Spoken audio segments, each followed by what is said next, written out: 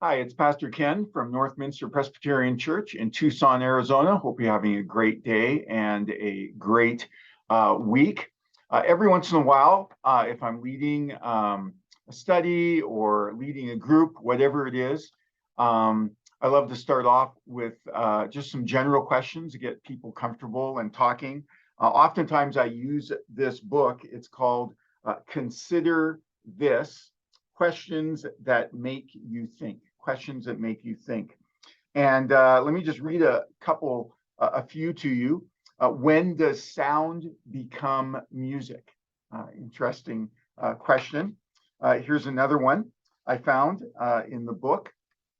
Let me just get to it. What makes something beautiful? You know, often we hear beauty is in the eye of the beholder. But is that really true for everything? Or is some things just beautiful, whether someone thinks it's beautiful or not? Another one I found: does everything in life have a purpose? Again, an interesting question. One more, or a couple more. What would happen if people lived forever? Sometimes we think, gee, why couldn't that person live a few more years? But what would happen if people lived forever? What would the world be like? And then just a couple more. What makes something funny? So many times someone will laugh at a joke, or I'll laugh at a joke, and the other person is like, why is that even funny? Why are you laughing? And I'm sure you've all had that experience. I found one online. I think the question was, if money doesn't grow on trees, why is it that banks have so many branches? Not exactly a philosophical question, but it made me laugh when I read it. Hopefully it made you laugh.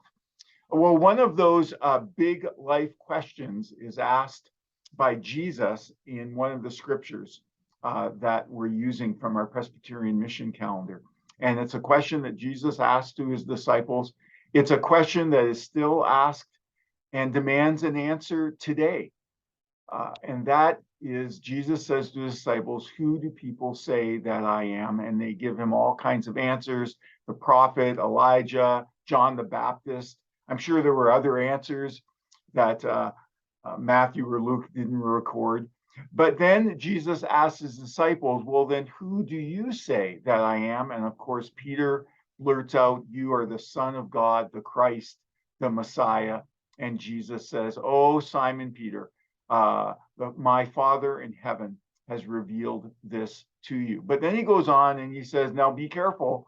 Don't start blurting this out to everyone, because I think you may have a little skewed or a misunderstanding of what that answer means. And he continues to tell them that the Christ, who they've just told him he is, will have to suffer many things. They don't like that answer at all. And in many times in our world, we don't like the answer either. We don't like that answer, or people don't like the answer that Jesus really is the Son of God, the Messiah, the Lord and Savior of this world. There's lots of big questions in life, but in my opinion, that is the biggest question that one has to answer, and that everyone will answer one day. And that is the most important question to get right. And that is why here at Northminster, we are so passionate about the REACH principles, because our REACH principles are asking that question. They're encouraging and inviting us to get people to consider that question, because we know the importance of the correct answer to that question. So I hope you have your REACH prayer card. You can always get one from the church or online. And you could be praying and then listing those people on your card, to be praying for them every day, to be investing them and inviting them, and then preparing yourself to talk about who this Jesus is. So I hope you have a great day, a great rest of your week, and be safe and be well.